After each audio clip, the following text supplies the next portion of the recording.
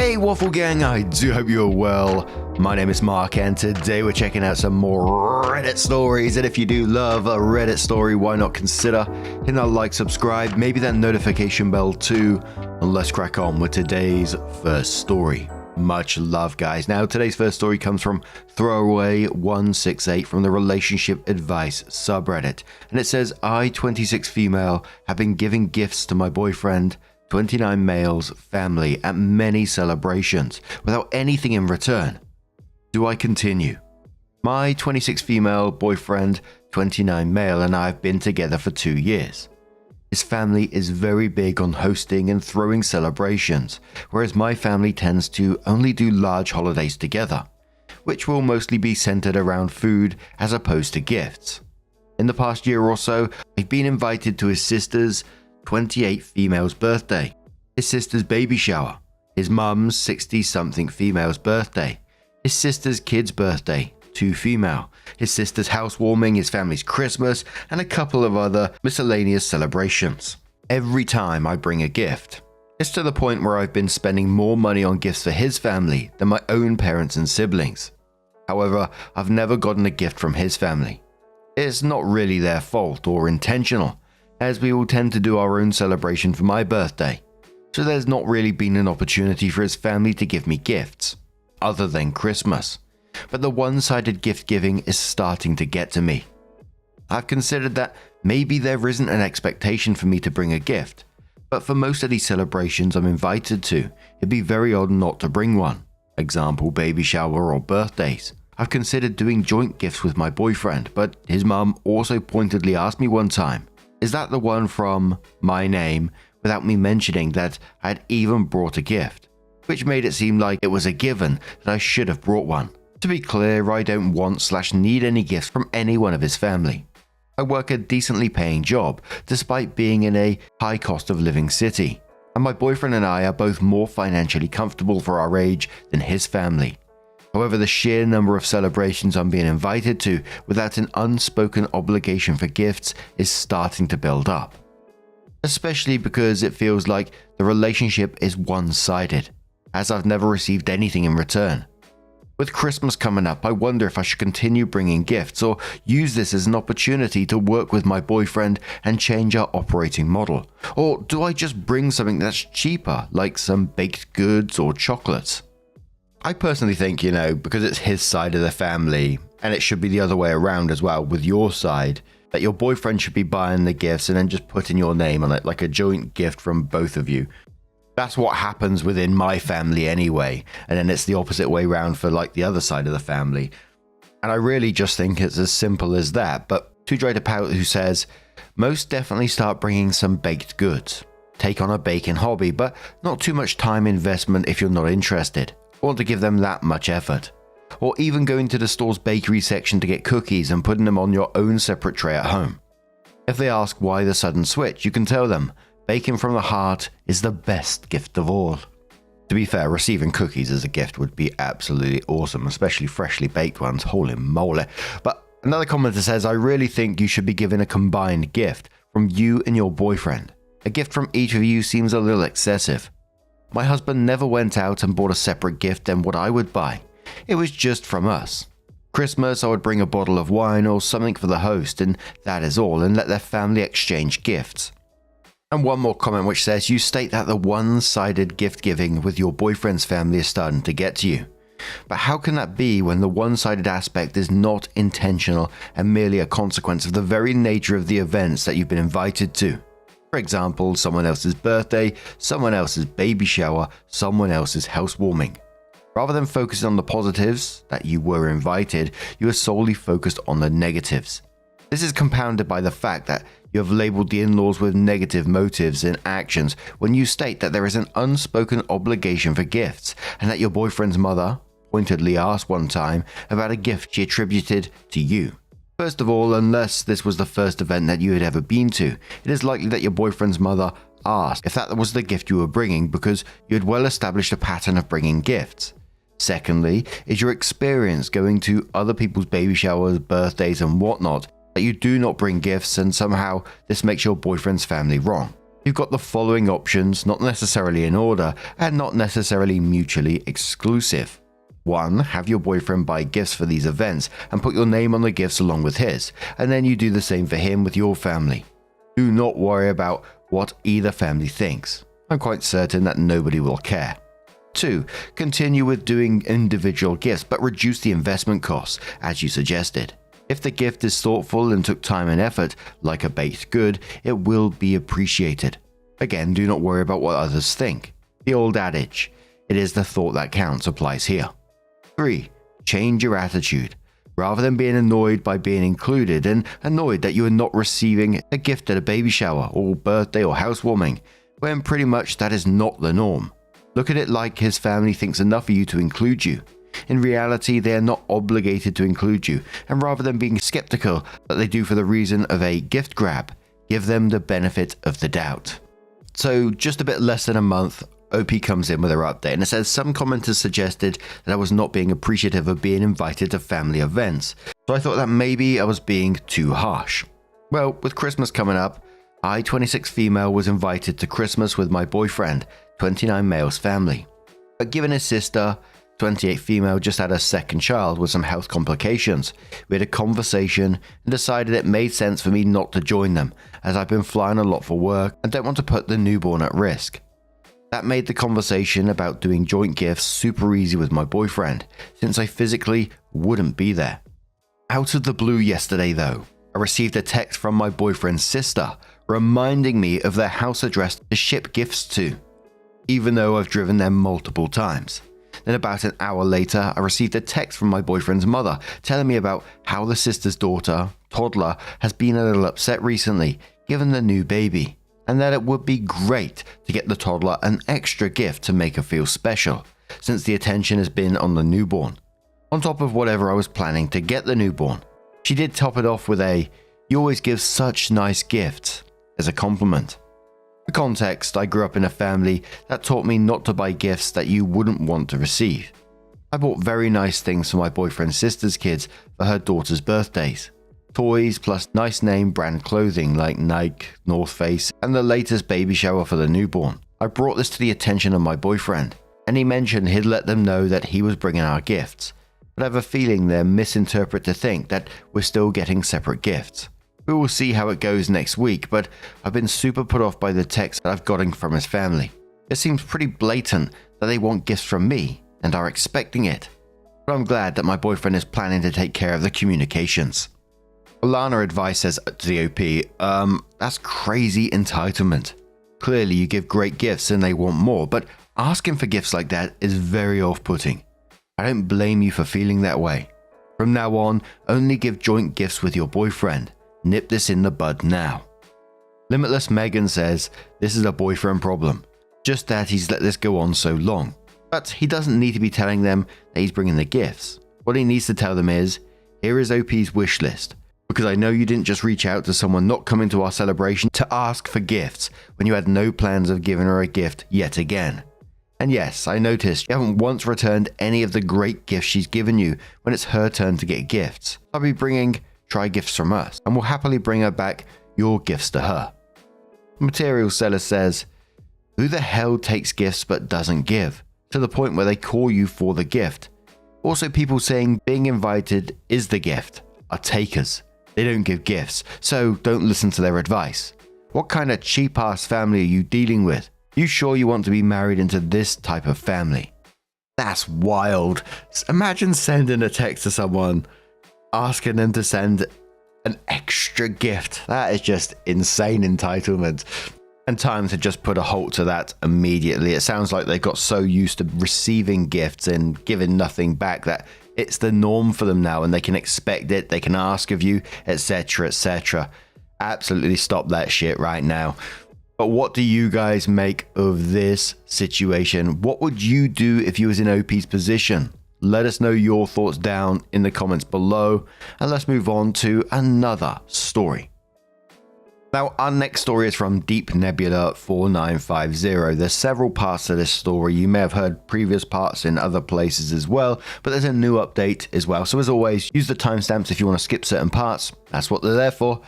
And before we do get into it, it contains domestic violence, coercive reproduction, gaslighting, sexual abuse, and mental illness as well. Let's get started. And this story is titled, Am I the Arsehole for Supporting My Husband's Cruelty Towards His Bio Child? My husband, 42 male, and I, 36 female, have a very solid relationship. We've been together about 13 years, have no children, but are very active in my nephew's 4 male, marked life. For some background, my husband has a child, 16 female, Laura, with whom only my mother-in-law and to some degree father-in-law have a relationship with from his nuclear family. The reason being she was conceived when her mum poked holes to the condoms. There was a whole drama about it and my mother-in-law begging my husband to have a relationship with Laura, but he simply couldn't. He even had to get psychiatric help in order to be able to cope with it. The mum admitted she did it so he would stay with her due to the responsibility, but it did not work. He pays child support because the law mandates it, but nothing more.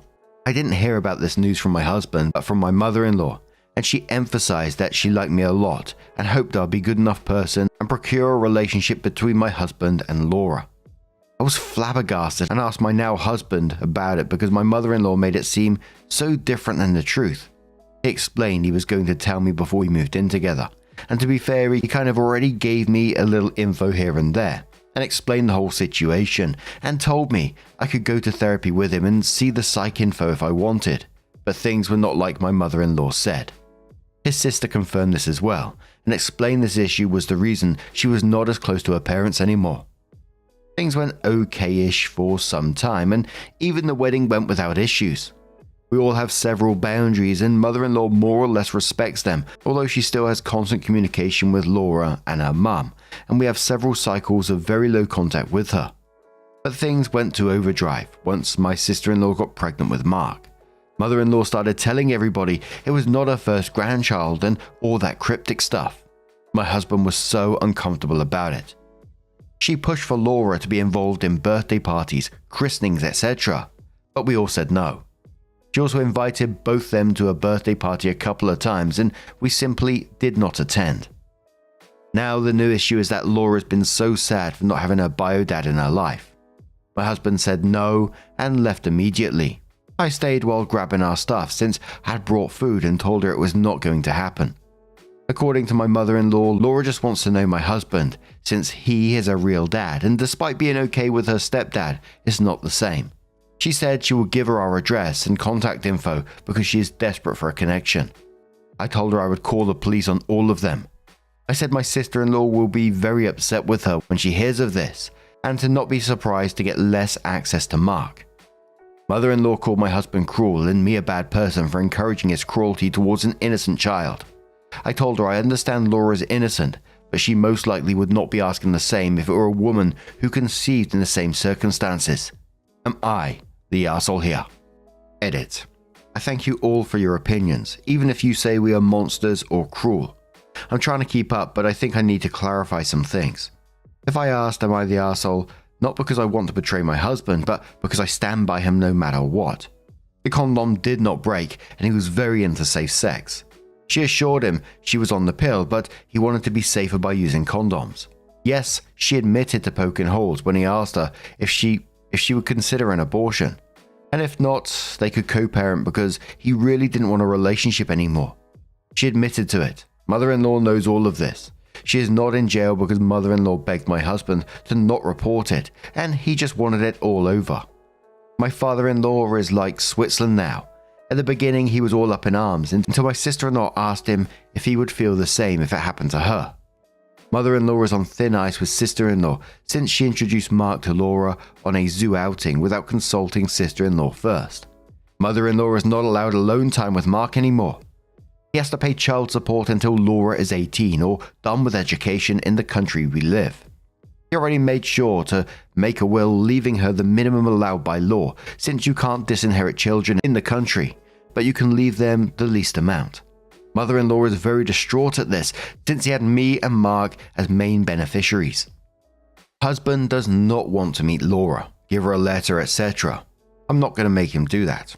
I do believe my mother-in-law is pushing harder since Mark was born because my husband is amazing with him. We even took him on a trip recently, and we are very loving towards him. We also spent a bunch on him because we want to.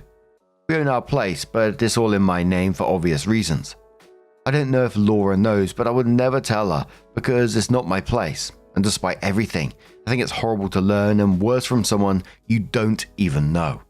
So sometime later, OP comes in with a first update and says, I want to thank everybody that took the time to reply, even if it was against us. You gave us the push we needed to clear the situation. I'm sorry this is long. I showed my husband the post, and after spending a long time reading the comments, he decided enough was enough.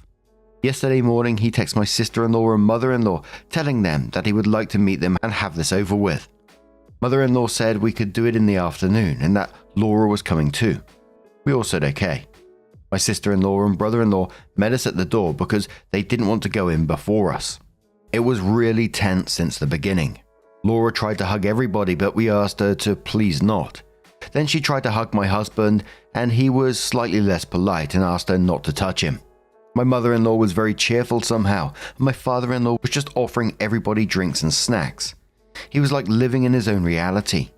We sat down, and after what felt like the longest 5 silent minutes of my life, my husband turned to Laura and asked her if she could please leave him alone. Laura responded that he was her dad and she will need his support when she goes to uni, since she was planning to move to our city and it was very expensive and hard to find a place. She said she knew he had his own place and that he clearly has money to spare, so she was wondering if he would help her out. My husband said no, that he was already paying child support and will stop as soon as the law allows him to. She was upset but somehow kept going. She turned to me and said that at the end of the day, what is my husband's will go to her, since mother-in-law explained the inheritance laws to her, and she wanted to be in good terms with me when we decide what to do with the house, etc. I told her not to worry about it because the house is in my name only, and there is already a will covering it all. Mother-in-law knew about the will but not the house situation. Laura was a bit taken aback and looked at my mother-in-law like asking for help. She said that even if there is no future money, she thought that my husband was unfair to her and that she used to think he simply didn't want to be a dad, but he is amazing with Mark and we even take him on trips. My sister-in-law asked her point blank if she knew how he was conceived, and she does. Laura knows everything and says that while it was not the nicest way, her mum wanted her so badly that made it happen. She said sister-in-law should understand because she has her cousin and she would love a relationship with him. My sister-in-law was seething and brother-in-law told Laura he will literally call the cops if she tries to get near Mark. She started crying and saying that she wanted her family to love her and be as awesome as everybody is with Mark, and that is not her fault and her mum is not a bad person. She just wanted a family and my husband denied them that. My husband said it was the lying and the deception that costed the relationship, not him. That if there was an honest mistake, things would have been different. He told her he will never be her dad and she needs therapy. He said that she could get a job instead of expecting him to pay for her life in the long term, and that he is not willing to have contact after today. Mother-in-law started begging both her kids not to go and maybe do family therapy. They both said they're going no contact with her, and father-in-law is on thin ice. Mother-in-law is blocked everywhere. I guess this is it. No contact with mother-in-law from all of us. Sister-in-law and husband seem actually pretty happy with the decision. We had dinner together and the topic was dropped after a couple of minutes and we focused on other stuff. I'm sorry there is no Disney ending, but this is for the best and I still support my husband's mental health above all. Edit. I think I would like to play a little devil's advocate regarding the money. When Mark was born, we started being very active in his life. We have yearly passes to the zoo, get him nice things, pick him up from daycare twice per week, got him to Disneyland Paris, etc. I believe my mother-in-law was showing her pictures and that is why it came out like this. Or at least that is my assumption of it. Her mum is not poor by any means, but she does have 2 other kids. Our city is very popular for student life, which makes it that much expensive. My husband and I are not interested in having or not children of our own. We simply are ambivalent about the issue. I know it might have made mother-in-law even more eager to have a relationship with Laura. We had given her pocket money for some time, but we've decided to stop that as well and let her figure things out with her pension alone. I don't think we'll have anything else to update in this case other than if Laura or mother-in-law come around Mark, but I highly doubt this will happen. As much as we don't want a relationship with any of them, these are a teenager and a pensioner, not criminal masterminds.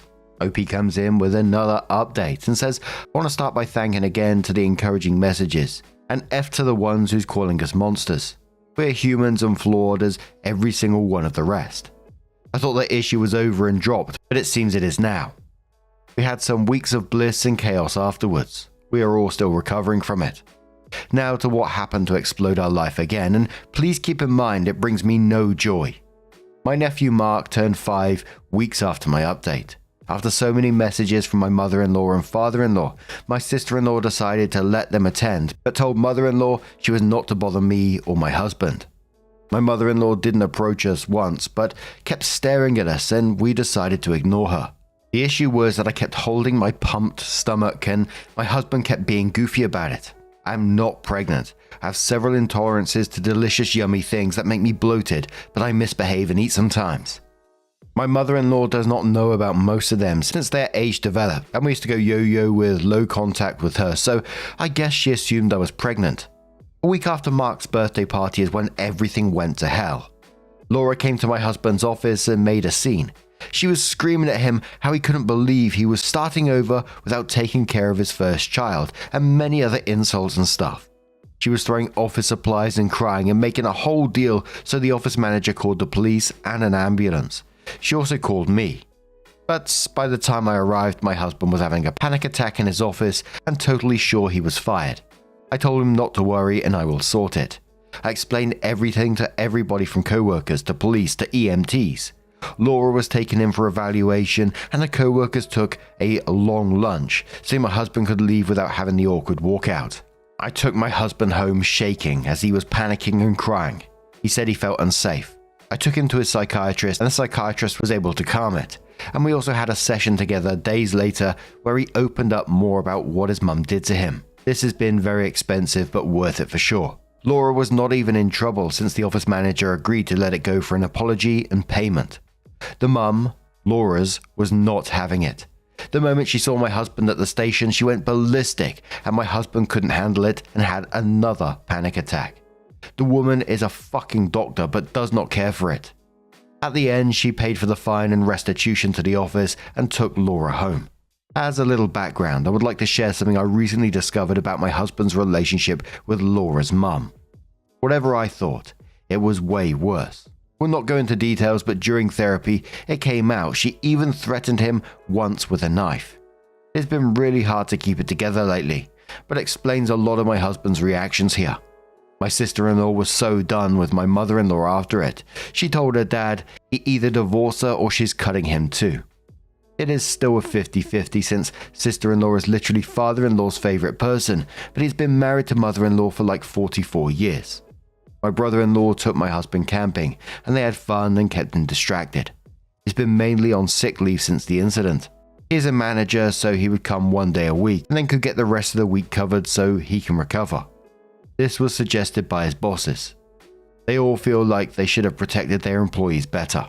My sister-in-law, husband, and brother-in-law and I had a disagreement due to Laura's expenses. I suggested to get her a block payment and requesting she should get therapy, but all of them say she should get nothing. I said I'd be willing to pay for it, but after the new revelations on my husband's relationship with the mum, my sister-in-law is even more up in arms against helping them more than we should. I do feel bad for Laura. I do. And I know the rest, husband, sister-in-law, brother-in-law, used to a little. Now there is no way in heaven to make them help her. The last nice thing my husband did was convincing his bosses to not charge Laura and paying for the monitors she broke. Since his leave, my husband spends a lot of his afternoons with Mark. My sister-in-law and brother-in-law are leading the charge on getting Laura to accept a bulk payment in therapy, but don't want her in their life. Mother-in-law and father-in-law are estranged so far, and my husband goes to therapy once a week and slowly recovering. And before it starts, yes, we know Laura is a victim of her mum, but does it give her a right to re-traumatize my husband? I still stand with my husband and probably would be called the worst of the worst, but some advice was very good the first few times, so that's why I came back. And then OP's latest update, that they're saying is the last update and came 5 months later, it said, "Hi, this will be the last update on the situation my family has had going. I again thank you for all the messages, positive or negative, but just want to mention one last thing. And it's bad and awful, some comments where the chats were worse. I have a thick skin, but if you're going to say such horrible things and have the courage to do it in public, to those helping out and taking the time to have a dialogue, I thank you so much. Since everything happened with Laura at the office, my husband decided to request home office for himself and any other person wanting it on his team. This ended with most of the company going into it and a very big bump on their salaries since they stopped renting the building. This meant the child support payments had to be recalculated since my husband's bump was significant for several reasons. This also made the negotiations about the lump sum I proposed were cut. My husband might have to pay support until Laura's out of university, but we were okay with that. As of now, we have a savings account we both contribute to, but with only my name on it. After all the drama at my husband's office, I received a message from Laura's stepfather. I've never ever met the man in real life before this, but I knew I had to reply to that message. Long story short, he'd been trying to officially adopt Laura for about 10 years, but has always been told by her mum or even my mother-in-law that my husband refused. He was also told that Laura had some relationship with my husband and even stayed with her sometimes, but we wanted to keep things separated. I honestly don't know if he is gullible or simply was trying to make us feel bad. The conversation ended with him promising to get Laura and her mum into therapy, and that was the end of July. My father-in-law dies in September. It was a very sudden stroke and shocked us all. His children organized a lovely funeral, and it was the last time we all saw mother-in-law and Laura. Laura stayed most of the time on my mother-in-law's side, but eventually approached my husband and sister-in-law. She was respectful and even apologized for the incident at the office. She totally ignored me, but I was good with that. She has not tried to contact my husband or sister-in-law since. We have all officially gone no contact with mother-in-law since her stances have not changed at all. The whole family knows the situation, but nobody wants to get in the middle of it because they don't want to deal with mother-in-law's tantrums. The reason this will be my last update is I'm about 4 months pregnant and we are over the moon about it. I know many of you will have awful things to say in the comments, but for those supportive, know this has actually been great news to my husband and he is overjoyed with it. We're going to focus on our family and continue to heal as a unit, which of course includes sister-in-law, brother-in-law and nephew. My nephew's only question was if the baby was allowed to go to the zoo with him since he wants to show it to the monkeys. It was adorable and he's been telling all his friends in kindergarten about it. I feel this is going to be a healing experience for all of us. My husband is starting opening up more about what happened and why he has reacted to all the situation this way. Not only with me or family, but with friends as well. They knew parts but not the whole picture. This might enrage many, but sharing this story made him thrive and took a lot of stigma-related guilt he had. Hope Laura and mother-in-law can heal eventually as well. But we need to focus on this new chapter of our lives and can't get sucked into the drama. I wish you all well. Gee bloody whiz, what a messy situation. But now, I'm going to turn this one straight to you guys. What do you guys make of this situation? Let us know your thoughts down in the comments below. Now, just a huge thank you for being here today, getting involved in the stories, your love, your support, your time. It always means the absolute world to me. So thank you so much for being here. And hopefully, I'll see you in the next one. Take care and much love.